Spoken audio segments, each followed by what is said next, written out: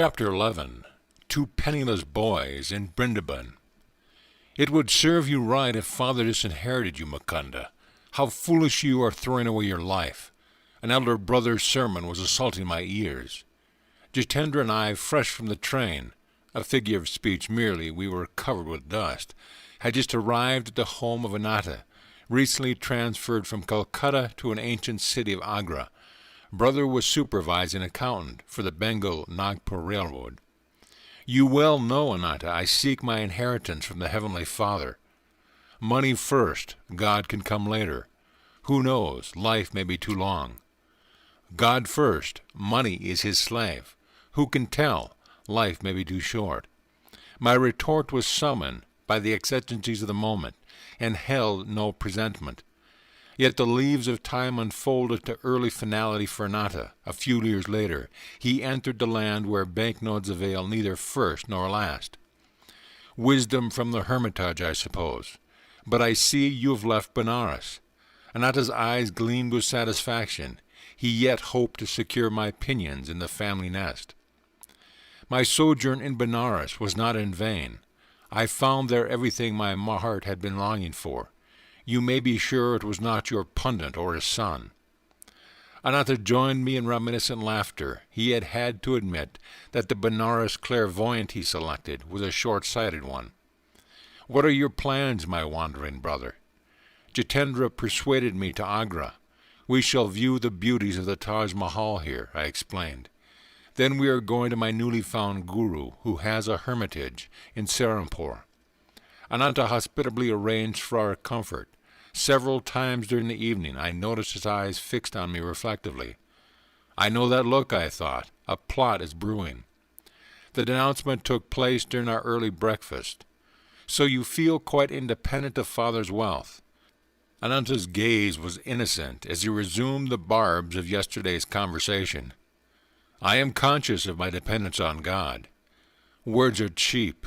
Life has shielded you thus far. What a plight if you were forced to look to the invisible hand for your food and shelter. You would soon be begging on the streets. Never. I would not put faith in passer-bys rather than God.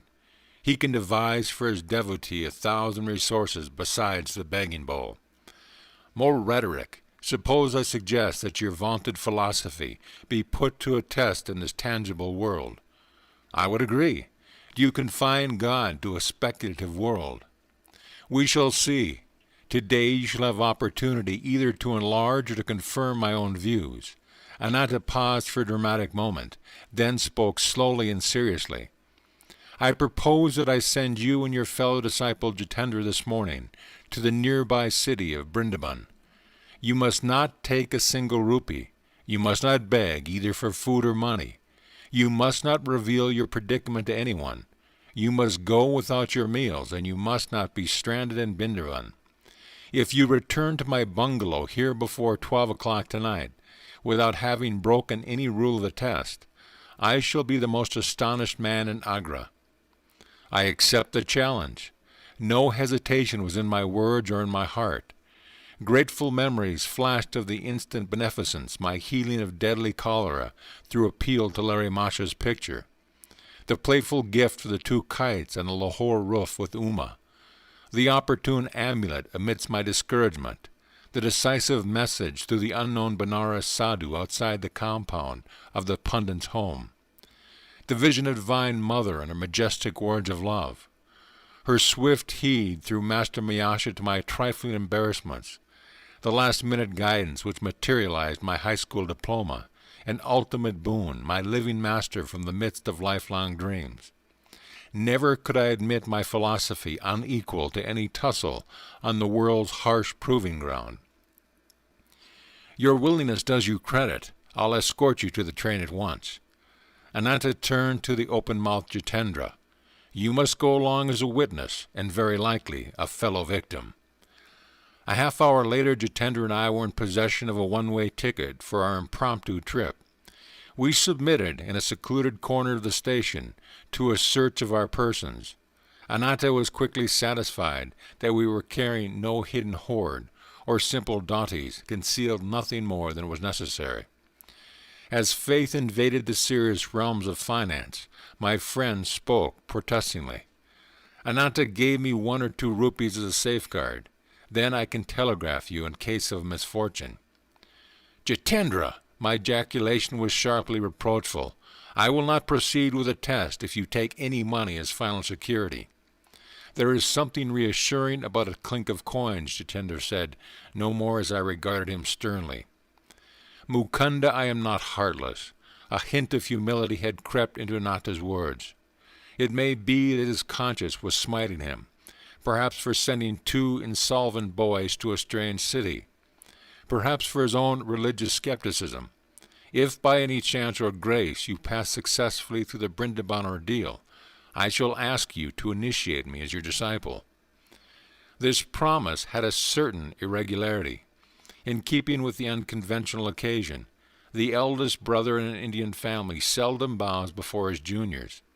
He receives respect and obedience second only to the father. But no time remained for my comment. Our train was at the point of departure. Jitendra maintaining a lugubrious silence as our train covered the miles. Finally, he bestirring himself, leaning over, he pinched me painfully in an awkward spot. I see no change that God is going to supply our next meal. Be quiet, doubting Thomas. The Lord is working with us. Can you also arrange that he hurry? Already I am famished merely at the prospect before us. I left Benares to view the Taj Mausoleum, not to enter my own. Cheer up, Jitendra. Are we not in our own first glimpse of the sacred wonders of Brindaban? I am in deep joy at thought of treading the ground hallowed by feet of Lord Krishna. The door of our compartment opened. 2 men seated themselves. The next train stop would be the last. Young lads, do you have friends in Brindaban? The stranger opposite me was taking a surprising interest. None of your business, rudely I averted my gaze. You are probably flying away from your families under the enchantment of the stealer of hearts. I am a devotional temperament myself. I will make it my positive duty to see that you receive food and shelter from this overpowering heat. No, sir, let us alone. You are very kind, but you are mistaken in judging us to be truants from home. No further conversation ensued. The train came to a halt. As Jitendra and I descended to the platform, our chance companions linked arms with us and summoned a horse cab. We alit before a stately hermitage set amidst an evergreen tree and well-kept grounds. Our benefactors were evidently known here. A smiling lad led us without comment to a parlor. We were soon joined by an elderly woman of dignified bearing. Garamai, the princes, could not come. One of the men addressed the ashram hostess. At the last moment their plans went awry. They sent deep regrets. But we have brought 2 other guests. As soon as we met on the train, I felt drawn to them as devotees of Lord Krishna. Goodbye, young friends. Our 2 acquaintances walked to the door. We shall meet again, if God be willing. You are welcome here. Garamai smiled in motherly fashion over 2 unexpected charges. You could not have come on a better day. I was expecting 2 royal patrons of this hermitage. What a shame if my cooking had found none to appreciate it. These appetizing words had disastrous effects on Jitendra. He burst into tears. The prospect he had feared in Brindaban was turning out as a royal entertainment. His sudden mental judgment proved too much for him. Our hostess looked at him with curiosity, but without remark. Perhaps she was familiar with adolescent quirks. Lunch was announced. Garima led the way to a dining patio, spicy with savory odors. She vanished into an adjoining kitchen. I had been premeditating this moment, selecting the appropriate spot on Jitendra's anatomy. I administered a pinch as resounding as the one he had given me on the train. Doubting Thomas, the Lord works in a hurry too. The hostess re-entered with a punkah. She steadily fanned us in an oriental fashion as we squatted on an ornate blanket sheet. Ashram disciples passed to and fro with some 30 courses. Rather than meal, the description can only be sumptuous repast. Since arriving on this planet, Jitendra and I had never before tasted such delicacies. Dishes fit for princes indeed, honored mother. What your royal patrons could have found more urgent than attending this banquet, I cannot imagine. You have given us a memory for a lifetime. Silenced as we were by Ananta's requirement, we could not explain to the gracious lady that our thanks held a double significance. Our sincerity at least was patent. We departed with her blessing and an attractive invitation to revisit the hermitage. The heat outdoors was merciless. My friend and I made for a shelter of a lordly calamine tree at the ashram gate. Sharp words followed. Once again Jitendra was beset with misgivings. "A fine mess you have gotten me into. Our luncheon was only accidental good fortune. How can we see the sights of the city without a single piece between us? And how on earth are you going to take me back to Ananta's? You forget God quickly now that your stomach is filled. My words, not bitter, were accusatory. How short is human memory for divine favors. No man lives who has not seen certain on his prayers granted. I am not likely to forget my folly in venturing out with a madcap like you. Be quiet, Jitendra. The same Lord who fed us will show us Brindaban, and return us to Agra." A slight young man of pleasing countenance approached at rapid pace. Halting under our tree, he bowed before me. "Dear friend, you and your companion must be strangers here. Permit me to be your host and guide." It is scarcely possible for an Indian to pale, but Jitendra's face was suddenly sickly. I politely declined the offer. "You are surely not banishing me." The stranger's alarm would have been comic in any other circumstance. "Why not?" "You are my guru." His eyes sought mine trustfully.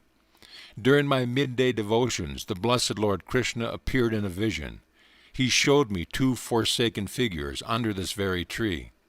One face was yours, my master. Often have I seen it in meditation. What joy if you accept my humble services. I too am glad you have found me. Neither God nor man has forsaken us. Though I was motionless, smiling at the eager face before me, an inward obeisance cast me at the divine feet. Dear friends, will you not honor my home for a visit? You are kind, but the plan is unfeasible. Already we are guests at my brother in Agra. At least give me memories of touring Brindaban with you. I gladly consented. The young man, who said his name was Pratap Chatterjee, hailed a horse carriage. We visited Madanahama Temple and other Krishna shrines. Night descended while we were at our temple devotions. Excuse me while I get sandesh. Pratap entered a shop near the railroad station. Jitendra and I sauntered along the wide street, crowded now in the comparative coolness. Our friend was absent for some time, but finally returned with gifts of many sweetmeats. Please allow me to gain this religious merit.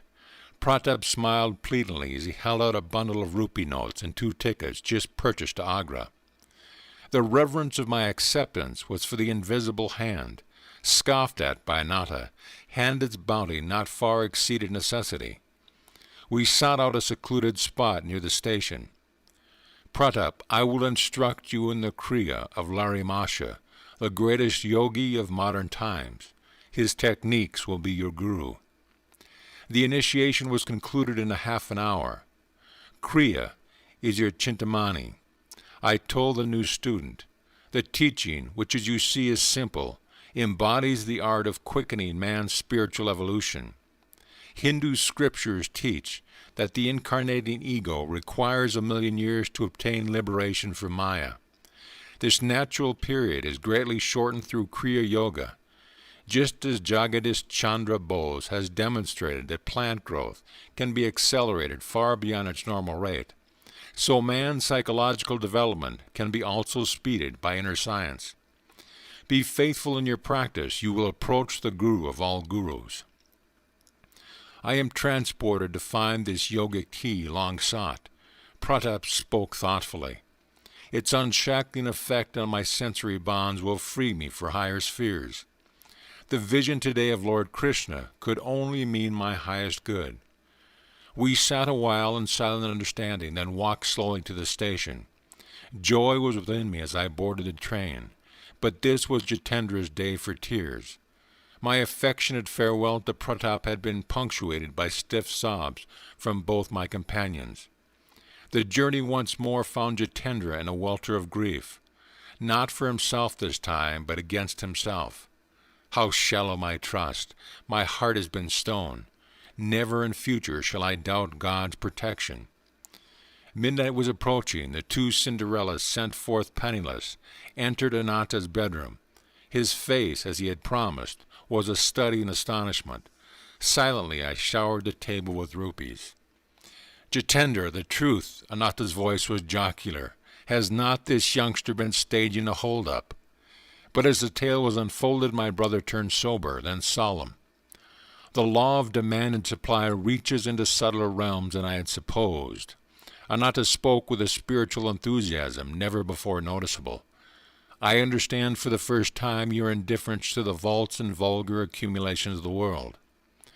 Late as it was, my brother insisted that he receive Diksha into Kriya Yoga. The Guru, Mukunda, had to shoulder the responsibility of 2 unsought disciples in one day.